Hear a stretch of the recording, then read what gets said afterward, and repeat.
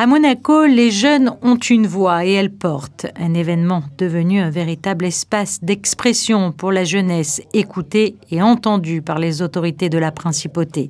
Un laboratoire d'idées où les voix de demain s'expriment aujourd'hui. Dans l'hémicycle, les jeunes conseillers n'ont pas hésité hier à faire entendre leurs idées. Formation, transport, environnement, autant de sujets abordés avec sérieux et engagement.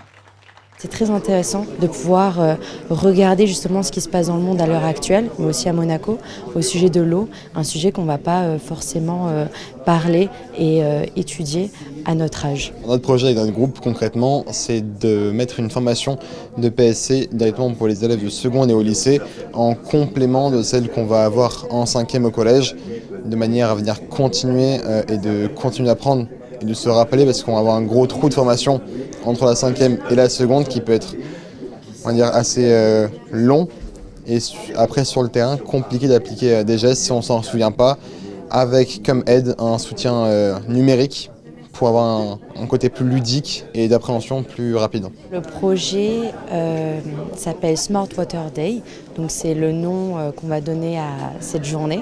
En fait, c'est un événement où 3 pays vont se présenter au travers de stands, que ce soit gastronomiques ou même des activités, des interactions. Et en fait, ils vont pouvoir exposer les enjeux hydriques dans leur pays.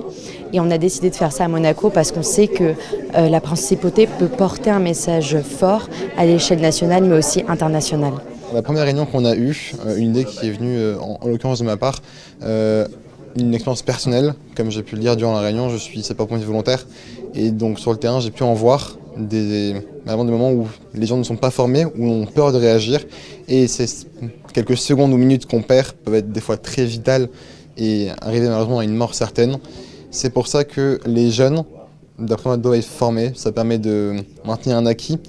On a beaucoup de jeunes dehors, ça serait bête de ne pas les utiliser pour sauver des vies.